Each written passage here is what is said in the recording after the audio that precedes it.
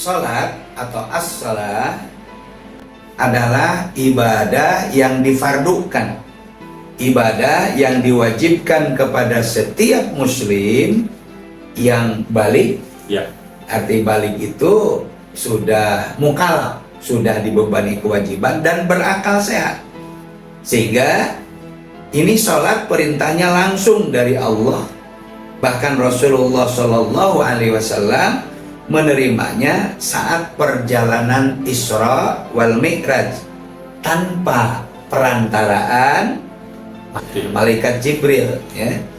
Dimana tujuan utama sholat adalah untuk menghubungkan, membuat jembatan, membuat medium, ya, menghubungkan antara hamba dengan Rabbnya. Wa aqimis sholata lidzikri, dirikanlah sholat untuk mengingatku. Assalamualaikum warahmatullahi wabarakatuh.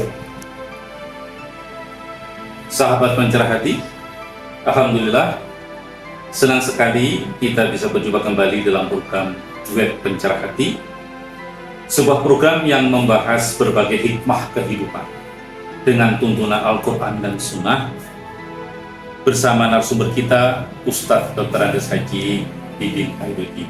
Assalamualaikum Ustaz.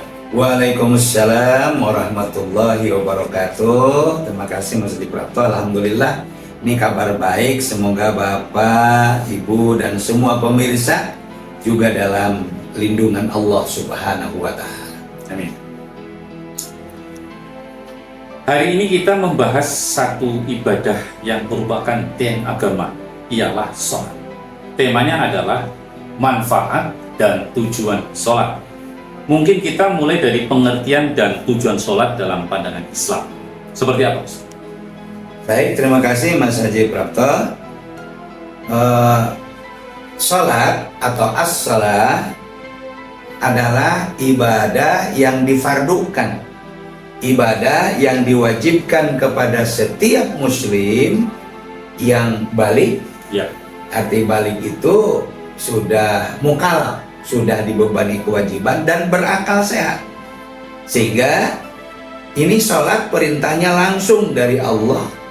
Bahkan Rasulullah SAW menerimanya saat perjalanan Isra wal Mi'raj tanpa perantaraan malaikat Jibril, ya. Dimana tujuan utama sholat adalah untuk menghubungkan, membuat jembatan, membuat medium, ya, menghubungkan antara hamba dengan Rabbnya, hamba dengan Allah Subhanahu wa Ta'ala. Di dalam Al-Quran, Allah Subhanahu wa Ta'ala yang Maha Agung berfirman, wa aqimis sholata lidzikri, dirikanlah sholat untuk mengingatku. Surat Toha ayat ke-14. Jadi sholat bukan sekedar gerakan fisik, tapi sarana kita untuk selalu ingat kepada Allah dan mampu mencegah perbuatan keji dan perbuatan munkar. Dalam pengertian ini juga terkait dengan yang namanya sholat wajib, juga sholat-sholat sunnah yang lain, Ustaz. Betul, Mas Haji. Artinya untuk kita mengingat Allah itu, di samping yang 5 waktu itu, juga ada sholat lain untuk mengingat Allah. Ya. Ini perlu nanti mungkin ada kajian khusus Mas Haji tentang sholat-sholat tatawwu, sholat-sholat sunnah. Jadi yang paling pokok di sini adalah sholat fardu, sholat wajib.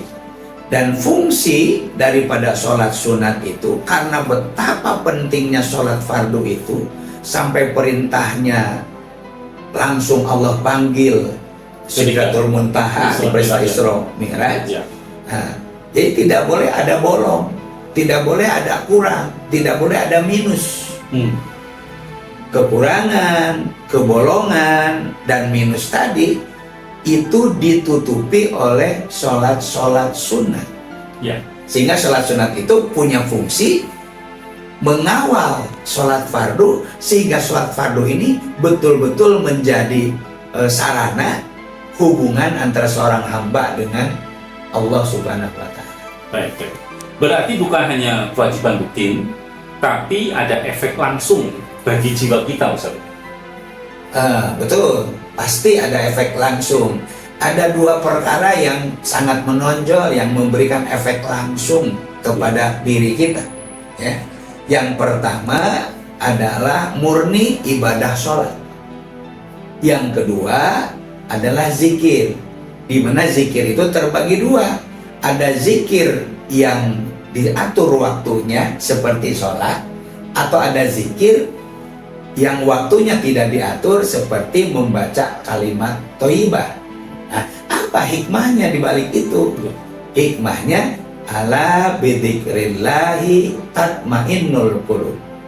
Dengan sholat maka hati menjadi tenang. Dengan mengingat Allah, dengan membaca kalimat thayyibah, hati menjadi tenang. Sehingga di sini Rasulullah SAW menguatkan kembali, ini betapa hebatnya sholat. Kenapa?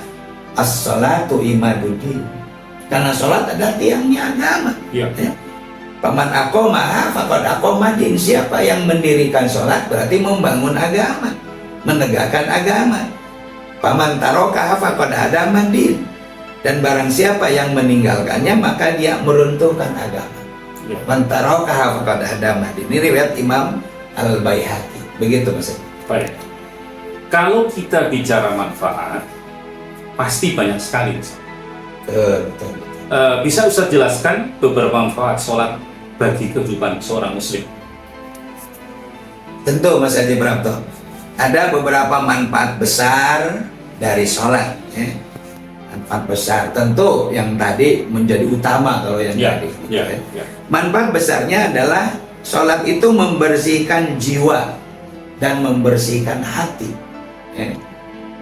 Nabi yang mulia Muhammad SAW bersabda, bayangkan ada sungai di depan rumah salah seorang di antara kalian, kata Rasul. Lalu ia mandi di sungai itu 5 kali sehari. Apakah akan tersisa kotoran padanya? Para sahabat tuh menjawab, tidak ada kotoran sama sekali ya Rasulullah. Beliau bersabda, demikianlah sholat 5 waktu. Allah menghapuskan dosa-dosa dengan mendirikan ibadah sholat. Rawahu Bukhari wal Muslim. Jadi makna dari hadis ini bukan sekedar kotoran, maaf ya, ada daki misalnya, atau ada kotoran tanah dan lainnya. Bukan, sholat ini menghapuskan dosa. Dosa itu diibaratkan kotoran. Jika 5 kali sehari kita mendirikan sholat, maka insya Allah kita dalam 1 hari itu kembali suci, kembali bersih. Yang kedua, hikmah atau manfaat besar dari sholat itu adalah menjaga kedisiplinan di dalam waktu. Karena sholat itu mengatur hidup kita. Mengatur hidup kita sesuai dengan jadwal yang sudah ditetapkan oleh Allah Subhanahu wa Ta'ala. Seperti subuh, waktunya tidak berganti-ganti. Sesuai dengan peredaran matahari. Zuhur, asar, maghrib, isya, itu sudah jelas waktunya dan tidak pernah berulang, tidak pernah berubah. Sesuai dengan seperti asar misalnya. Asar itu ketika bayangan sudah melebihi wujud aslinya. Nah, itu maka datanglah waktu asar. Setiap bayangan sudah melebihi wujud aslinya, maka itulah waktu asar. Walaupun boleh jadi dalam jadwal sholat ada yang asar itu jam 3, ada yang jam 3:05, ada yang 3:10, tapi yang jelas waktunya sesuai dengan peredaran matahari. Yang ketiga, tentu yang tadi sudah kita kupas sedikit, yaitu sholat memberikan ketenangan hati. Hati kita itu kalau bisa tenang kalau kita mendirikan sholat. Kalau ada orang yang sholat terus hatinya belum tenang, berarti perlu menyempurnakan kembali ibadah sholatnya. Karena ketahuilah dengan mengingat Allah, hati menjadi tentram dan tenang. Itu kadang-kala ketika kita bercengkerama dengan kawan-kawan kantor atau Ya, di tempat lain, misalnya, wah aku belum sholat nih, sholat dulu ya, nggak tenang deh kalau sholat. Ada bahasa seperti itu biasanya. Nah, itu menandakan bahwa sholat sudah menjadi ukuran bagi dirinya untuk merasakan kalau dia tidak sholat merasa kurang, merasa ada sesuatu yang hilang, ada keresahan. Nah, maka sholat itu mampu memberikan kenyamanan dan ketenangan. Kenapa? Semua soal kita serahkan kok. Inna sholati wa nusuki wa mahyaya wa mamati lillahi rabbil alamin. Sesungguhnya sholatku, ibadahku, hidup urusan hidup, semua urusan hidup dan urusan kematian lillahi, kita pasrahkan kepada Allah Subhanahu wa ta'ala. Inilah yang menyebabkan ketenangan gitu. Tapi selama kita sholat kemudian tidak memasrahkan urusan itu kepada Allah, maka sholat belum akan muncul ketenangan. Dan yang keempat, sholat berjamaah itu menguatkan persaudaraan. Sholat berjamaah itu memperkuat persaudaraan, mempererat tali uhuah antara sama muslim, sehingga dengan sholat berjamaah itu semua sama di hadapan Allah. Apakah mentang-mentang dia bupati atau wali kota ke masjid sendalnya nggak dicopot? Nggak bisa copot. Seorang camat sholat di masjid dicopot sendalnya. Tukang cincau ke masjid dicopot sendalnya. Kenapa? Semua sama derajatnya ketika melakukan ibadah sholat. Jadi lalu kemudian rapat dan lurus adalah bagian daripada pembinaan persaudaraan. Sehingga betul-betul harus nyaman, harus saling bersatu satu dengan yang lain, sehingga yang kira-kira mengganggu itu dimakruhkan, bahkan diharamkan untuk hadir ke masjid. Misalnya dalam beberapa hadis Rasulullah menyampaikan, Mas Haji, apabila habis makan bawang merah karena senang dengan bawang merah sehingga ada aroma yang tidak sedap, maka kamu tidak ke masjid sebelum bersih, sebelum dibersihkan. Kenapa? Karena khawatir ketika ada di masjid itu bisa mengganggu kekhusyuan orang yang sholat di kiri dan kanan, termasuk juga yang sudah terlalu lama tidak menggosok gigi. Maka sampai Rasulullah SAW menyampaikan, kalau tidak akan memberatkan umatku, kata Rasulullah, maka aku akan wajibkan setiap akan sholat untuk menggosok gigi. Tujuannya sih bukan sekedar bersih, tapi bagaimana yang di kanan dan yang di kiri sholat berjamaah itu merasa nyaman. Begitu maksudnya. Baik. Masya Allah. Ternyata sholat itu ibarat perawatan jiwa harian kita ya Ustaz. Iya, betul. Betul sekali. Karena tanpa sholat hati kita akan kering, akan gersang, akan tidak nyaman, dan tentu jauh daripada petunjuk Allah Subhanahu wa ta'ala. Baik. Banyak orang sholat, tapi setelah itu masih saja berbuat maksiat. Bagaimana ini penjelasannya? Allah Subhanahu wa ta'ala berfirman dalam surat Al-Ankabut ayat ke-45, Inna sholata tanha anil fahsyai wal munkar. Sesungguhnya sholat itu mencegah daripada perbuatan keji dan perbuatan munkar. Sehingga di sini Allah menguatkannya dalam surat Al-Ankabut ayat ke-45 itu. Artinya jika seseorang sholat tapi perilakunya tidak berubah, berarti ia belum sempurna, belum khusyuk daripada sholatnya, dan belum memahami makna bacaan sholatnya, dan juga belum menghadirkan hati ketika mendirikan ibadah sholatnya. Bahkan Mas Haji, sekarang ini sedang viral orang-orang yang berkeluh kesah tentang hartanya, jabatannya, ekonominya. Ada beberapa kalimat yang banyak beredar. Jika ingin memperbaiki apapun pada dirimu, maka perbaiki sholat. Masya Allah. Jadi kalau apa perbaiki bacaan sholatnya, apa perbaiki gerakan sholatnya, apa perbaiki pakaian sholatnya, pokoknya lakukan perbaikan, maka Allah akan memperbaiki masalah yang terjadi pada dirimu. Ini yang terjadi. Jadi bukan hanya soal gerakan, tapi hati dan pikiran juga harus ikut hadir.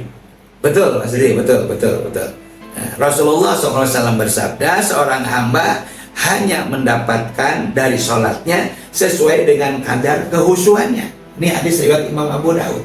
Jadi kalau kehusuannya 100, maka dia mendapatkan 100. Tapi kalau kehusuannya cuma 5, maka nilai sholatnya, pahala sholatnya itu hanya sekedar 5 saja. Begitu Mas. Baik. Terakhir Ustaz, mungkin ada pesan untuk para pemirsa duet Pencerah Hati di seluruh tanah air dan di mana saja berada terkait dengan tema kita pada hari ini. Terima kasih. Pesan saya untuk para pemirsa yang budiman, mari kita jaga sholat tepat waktu pelaksanaannya. Pahami maknanya, pahami artinya. Hadirkan hati ketika melakukannya. Dan lakukanlah sholat dengan ikhlas. Lakukanlah sholat dengan ikhlas. Sholat bukan hanya kewajiban, tapi merupakan kebutuhan rohani kita. Masya Allah. Terima kasih Ustaz Didin atas ilmu yang bermanfaat ini. Sahabat semua, semoga pembahasan pada kali ini menguatkan semangat kita untuk lebih khusyuk dalam menjalankan sholat. Sampai bertemu pada episode berikutnya. Jangan lupa untuk like, subscribe, dan share video ini kepada teman-teman dan saudara-saudara kita. Terima kasih. Assalamualaikum warahmatullahi wabarakatuh.